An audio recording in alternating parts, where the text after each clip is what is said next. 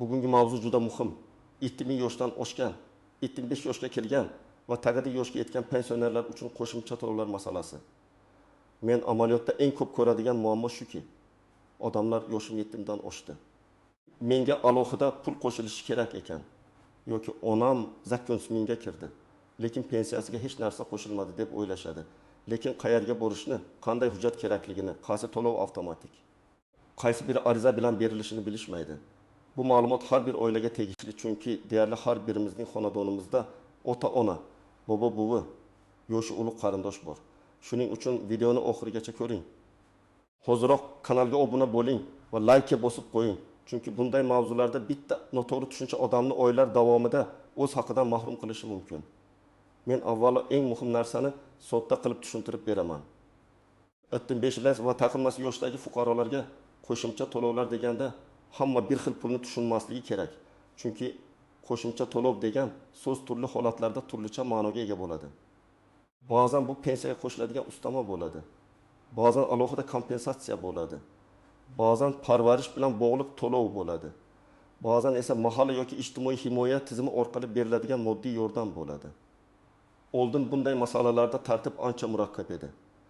Odam pensiya bo'limiga alohida borardi, hujjat ko'tarib yurardi. Ayrim hollarda mahalla, tibbiyot muassasasi, ijtimoiy xizmatlar va bank o'rtasida qatnardi. Ko'p pensionerlar davlat o'zi biladi, yoshim ba'zida turibdi, pul o'zi qo'shiladi deb kutib yurishardi. Lekin amalda hamma narsa avtomatik bo'lmagan. Ayniqsa parvarishga muhtojlik, yolg'izlik, nogironlik, urush qatnashchisi yoki unga tenglashtirilgan maqom boquvchisini yo'qotganlik kabi holatlar alohida tekshiruv va hujjat talab qilgan. Hozirgi davrda ma'lumotlar bazalari ancha bog'landi. Tug'ilgan sana, pensiya turi, yashash manzili, ayrim ijtimoiy maqomlar elektron tizimlarda ko'rinadi. Lekin bu hamma pul avtomatik tushadi degani emas. Men tomoshabinlarga doim shuni aytaman. Yoshga bog'liq ayrim o'zgarishlar tizimda ko'rinishi mumkin. Lekin qo'shimcha to'lovning turi va asosi aniqlanmasa pul chiqmaydi. Ayniqsa taqdir yoshdan keyingi parvarish bilan bog'liq masalalarda pensionerning shunchaki kirgani yetarli bo'lmasligi mumkin. Uning o'zgalar parvarishiga muhtojligi, kim parvarish qilayotgani, yashash sharoiti va boshqa omillar ham ahamiyatli bo'ladi.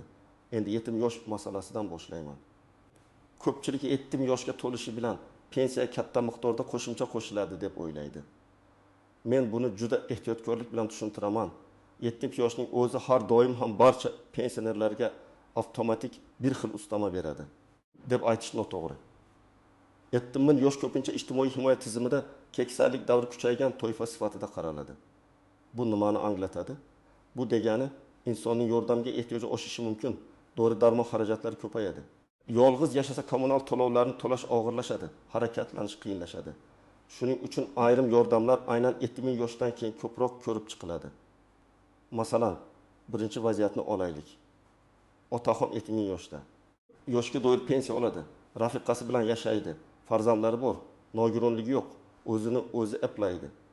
Bunday holatda u faqat 70 yoshga kirgani uchun albatta alohida katta ustama talab qila olmaydi. Lekin uning pensiyasi minimal darajalarga yaqin bo'lsa, kommunal xarajatlari yuqori bo'lsa, dori xarajatlari ko'p bo'lsa, u ijtimoiy yordam yoki mahalla orqali bir martalik moddiy yordam masalasini ko'tarishi mumkin. Demak, bu yerda asos yoshning o'zi emas, ehtiyoj va ijtimoiy ahvol bo'ladi. Ikkinchi vaziyat, 70 yoshli onaxon yolg'iz yashaydi. Farzandlari boshqa hududda, sog'lig'i yomon, tez-tez shifokorga boradi. U pensiya oladi. Lekin doriga ketadigan pul pensiyaning katta qismini olib qo'yadi. Mana shunday odam albatta o'z hududidagi ijtimoiy xodim, mahalla inson ijtimoiy xizmatlar markazi yoki pensiya jamg'armasi bo'limiga murojaat qilishi kerak. Chunki uning 7000 yoshdan oshgani ijtimoiy ehtiyojni baholashda muhim omil bo'ladi. Unga doimiy parvarish xizmati, uyda yordam, moddiy ko'mak yoki boshqa ijtimoiy xizmatlar berilishi mumkin. Uchinchi vaziyat. 70 yoshdan oshgan kishi hali ham ishlayotgan bo'lishi mumkin. Masalan, 73 yoshli erkak pensiya oladi, lekin qorovul bo'lib ishlaydi. U men 70 dan oshdim, ishlasam ham qo'shimcha to'lov beriladimi deb so'raydi. Bu yerda pensiya turiga, ish stajiga, qayta hisoblash imkoniyatiga, to'langan ijtimoiy soliq va qonunchilikdagi amaldagi tartibga qaraladi. Ya'ni ishlayotgan pensionerlar uchun masala faqat yosh emas, mehnat faoliyatining pensiya hisobiga qanday ta'sir qilishi bilan bog'liq. Shuning uchun ishlayotgan pensionerlar har 2-3 yilda emas, imkon bo'lsa yiliga bir marta pensiya hujjatlarini tekshirtirib qo'yishi foydali. 5 yosh masalasida ham xuddi shunday ehtiyotkor yondashuv kerak. 25 yoshga kirgan odamda kundalik hayotdagi xavflar ortadi. Yiqilib tushish, xotira pasayish, qon bosimi, yurak, qandli diabet, ko'z va eshitish muammolari ko'payishi mumkin. Shuning uchun ijtimoiy himoya tizimida 75 yoshdan oshganlar alohida e'tibor talab qiladigan guruh sifatida qaraladi. Lekin yana takrorlayman. 25 yoshning o'zi ham hamma uchun bir xil miqdorda avtomatik ustama kafolati degani emas. Keling, aniq misol bilan tushuntiraman. 56 yoshli buvi pensiya oladi, o'g'li bilan yashaydi. O'g'li ishlaydi, kelini bor, uy sharoiti yaxshi. Buvi yuradi, ovqatini o'zi yeydi, shifokorga farzandlari olib boradi. Bu holatda davlat organlari bu odamga albatta alohida parvarish puli berilishi shart deb qaramasligi mumkin. Chunki u oila qarovida va o'z ehtiyojlarini qisman bajara oladi. Boshqa misol, 75 yoshli otaxonning turmush o'rtog'i vafot etgan, farzandlari yo'q yoki farzandlari bilan aloqasi uzilgan. O'zi bir xonali uyda yashaydi. Qishda isitish muammosi bor. Oyog'i og'riydi, ko'chaga chiqishi qiyin. Bu holatda yosh, yolg'izlik, sog'liq, yashash sharoiti birgalikda baholanadi. Men bunday vaziyatdagi odamlarga kutib o'tirmang, ariza bering deyman. Chunki ko'p hollarda organlar muammoni bilmasa, yordam mexanizmi ishga tushmaydi.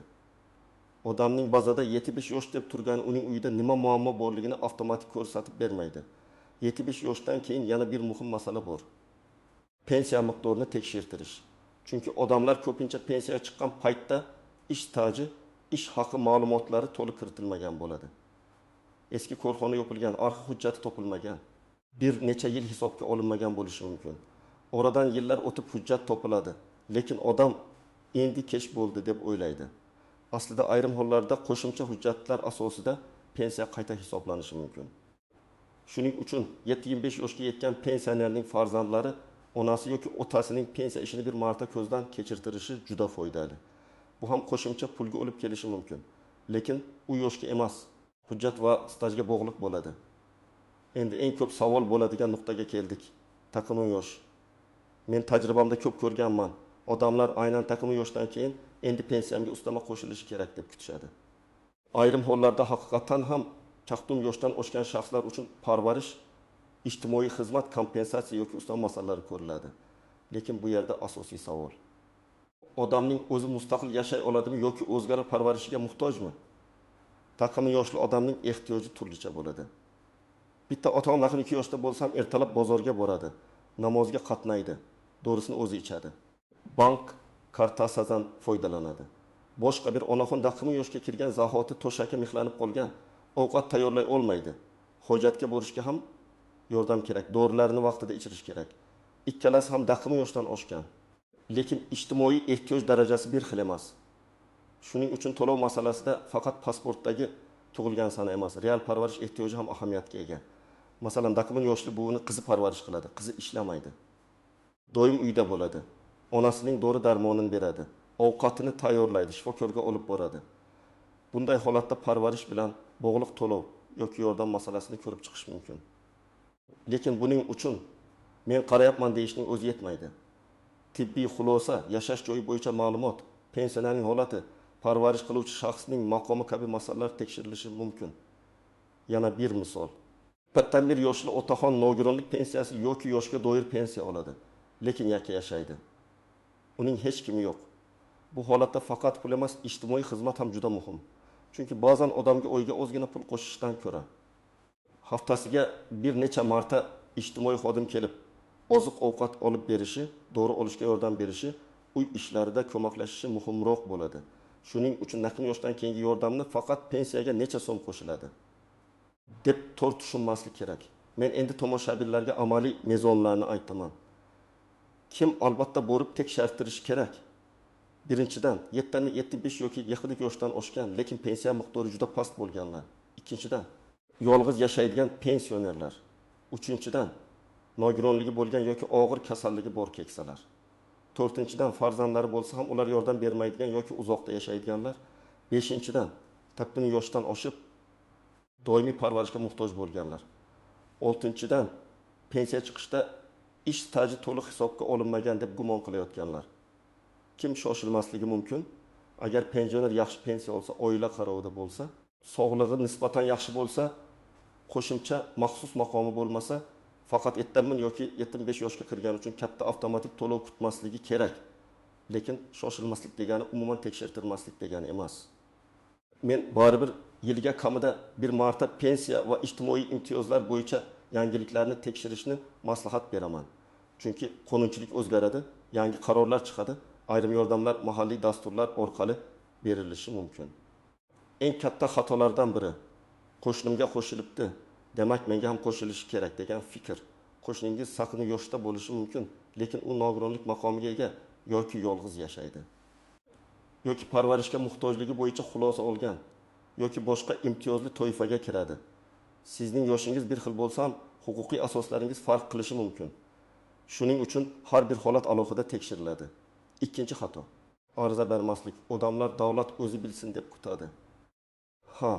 Ayrim ma'lumotlar bazada bor, lekin sizning uy sharoitingiz, doriga qancha pul sarflashingiz, yolg'iz qolganingiz, farzandlaringiz yordam bermayotgani, to'shakka mixlanib qolganingiz tizimda avtomatik ko'rinmasligi mumkin. Shuning uchun murojaat qilish kerak. Ariza yozish uyat emas, bu o'z huquqingizni so'rash. Uchinchi xato, hujjatlarni yig'masdan borish. Pensiya bo'limiga yoki ijtimoiy xizmatga borganingizda pasportning o'zi yetmasligi mumkin.